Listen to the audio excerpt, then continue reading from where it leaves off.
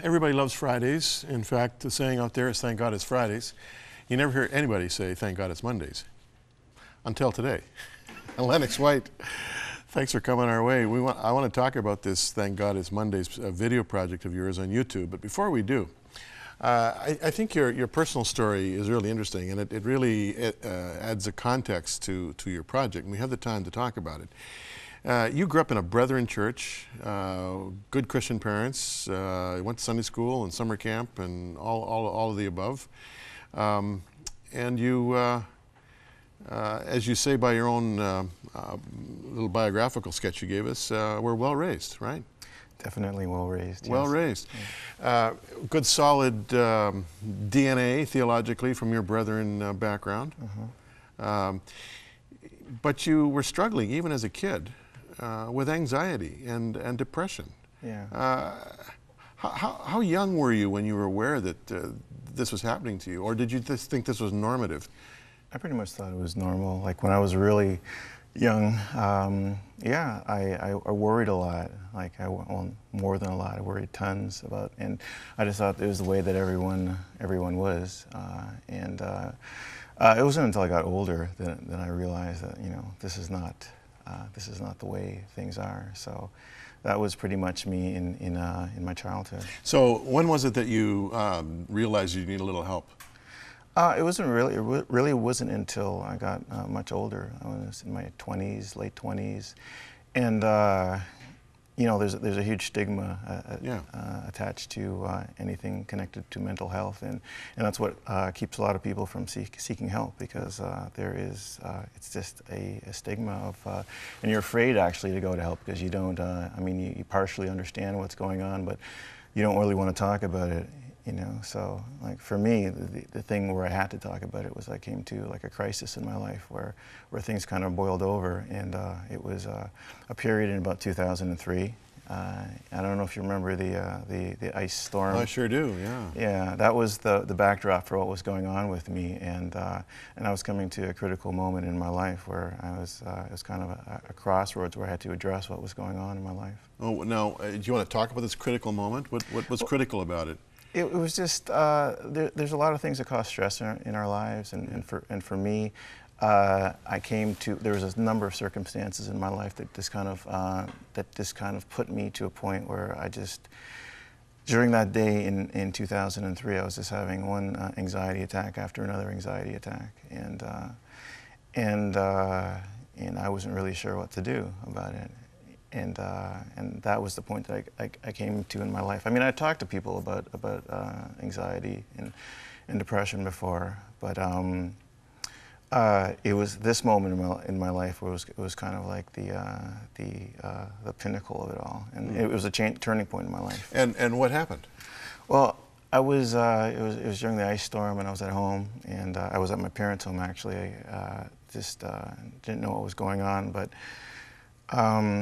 It was at this moment in my life where I clearly got a message from God that I was feeling that like there was no tomorrow for me, and the message that I got from God was that there has to be a tomorrow, because there's still things for you to do. Like there's still things that I want you to do, and that was the thing that snapped me out of it, because it was. I clearly heard God saying this, that there has to be a tomorrow, because there's more for you to do, and that was the point that was a turning point for me. Like in my life, I look back to 2003, and I look at the ice storm. I remember the ice storm, and I remember sitting on my parents' couch, and I remember that message from God. Wow. Yeah. Now, a lot of our viewers are fascinated with that concept of hearing from God. Mm-hmm.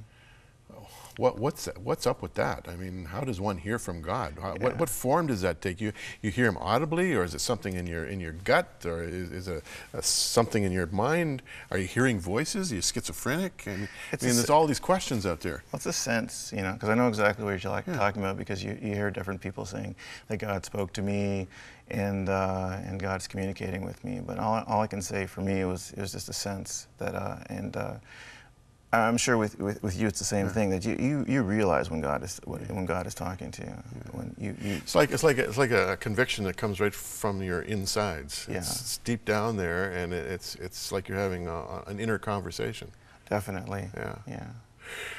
So this, you have this predisposition to anxiety, panic attacks, depression all of your life. You're in your late 20s. The ice storm happens. You're sitting on your parents' couch, and you have this sense from the Lord that you do have a future, and this changes everything for you. Yeah. And, do you suppose, like, would you call this a healing? I would definitely call it a healing. Yeah. Because, I mean, I have an understanding of what was going on in 2003 now, Yeah. but at the time, it literally felt like there was no tomorrow. Yeah. Like Were you suicidal? No. No. I wasn't suicidal. You were just hopeless. Yeah, it was a sense of hopelessness, Huh. and it was a turning point, because it was a point of not looking back, of realizing, like, this is a turning point. And I definitely felt that God made me go through it, because since 2003 I've been able to talk to so many people. I've been really open with what happened to me, and as you know, there's lots of people that are struggling with this, and the fact that what happened to me was like so open and people knew about it, I think people felt really, really comfortable about coming and talking to me about what was going on in their life. And Absolutely. Now, you started working for an organization that deals with children who are dealing with mental health issues, right? Yes. And you're still working for them. Yes, I've been working with them for about You're a 15 years. videographer. You took communications and television in college, and then you went to university, you got a degree. Tell me about this Thank God It's Monday project. We're going to show a little clip here in a minute, but how did that thing all evolve? Well, I've been serving with videography for many years, like at least 15 years, and to a certain extent. But I'll tell you how it happened. I was in church, and I go to Stone Church in downtown Toronto, Ontario, and our pastor, Pastor Don Noble, he's a very he can be very motivational. I believe he speaks with the authority of God, and he can be very motivational. And he was talking about, he had a sermon about serving God with your talents. And I've heard sermons like that, as you have. But once again, back to the whole idea of God speaking to you. What is that like? And God spoke to me in a way that was different in that day, in terms of taking what I'm doing and trying to take it to another level, and that was what the project was about. It was stepping up, because at the time I thought about what is the limitations of being able to produce one video a week. I have a full-time job, and being able to do that, it seemed something that was pretty monumental. Now, why did you think you should produce one a week? This was a sense that you had from the Lord that you should do? Yeah, it was definitely about Mondays. About Mondays? Yeah. Why Mondays? Mondays are normally a tough day for people. For some people, yeah. Let's take a look at a little clip of what you're producing here for YouTube.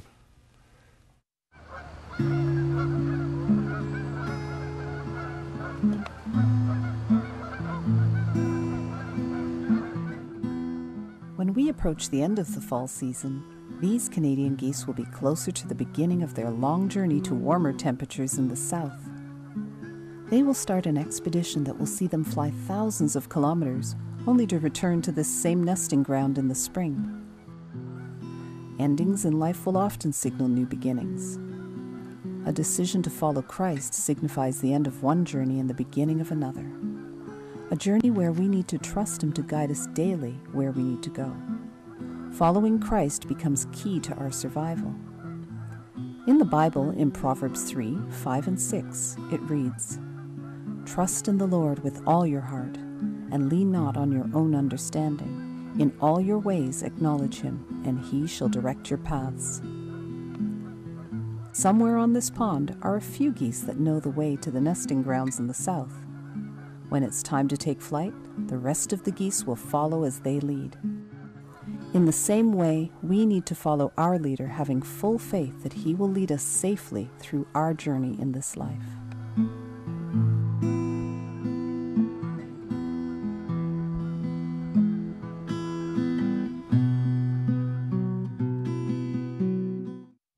Now, is that the sort of the typical length of the video? Yep. They're somewhere between 1 minute and 15 seconds and 1 minute and 30 seconds long. What a great way to start the week. Thank you. I mean, praise You've got to God. do one every day.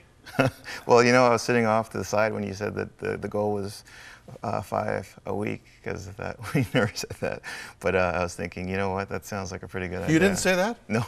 You're kidding me. I thought I read that somewhere. No. Are you serious? Yeah. I mean, I thought about it, like in terms of, because the idea would be thank God for today, like, and that would be a video. But well, I'm not saying that I've heard from the Lord on this. But no, really, that'd be a great way to start every day with something like this. It's like a little devotional. It's a video devotional. I'm not really a text-based person, so like reading stuff and like it doesn't really do it for me. But a lot of times prior to TGIM, I'd start my mornings going to YouTube and looking for like something of a spiritual nature, of a musical video or something, and that would inspire me for the day. And so that was the thinking behind this. So you represent the 21st century.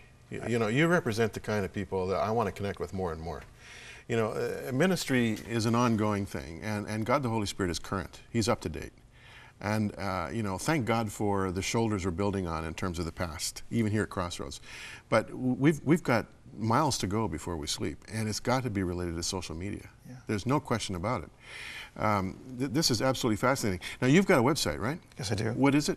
It's www.tgimvideos.com. tgimvideos.com. Well, there it is right there on the screen, friends. You got to check this out. This is absolutely fascinating. Now we got about 2 minutes left. What kind of response are you getting?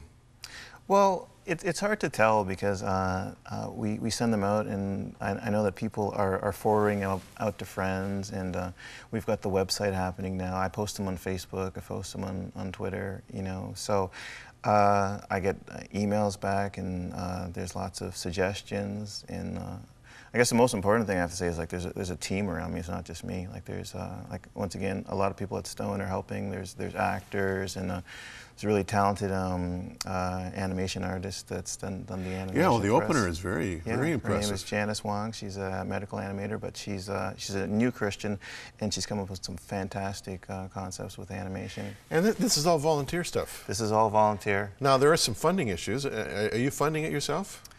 Yes. I think we gotta check that website again. Let's check that website again. Put it up. I'm not the director, but tgimvideos.com. Some of you viewers out there can really relate to this. You might want to help this young man. So what's next? Are you going to do one a day? Well, my editor who's here, Erica Wong, and she's also my girlfriend, and she's been a wonderful team person for me, and that's one of the things that we've been talking about for a long time, because it seems like a logical step. Absolutely. Yeah. And who knows where that might lead? Yeah. It's like a video devotional, and with this YouTube generation, you could be in on the ground floor of something really exciting. Thanks for coming our way, Lennox. Thank you. It's been a terrific thing. Lennox White, watch out for this guy. He's going to be around for a long time to come.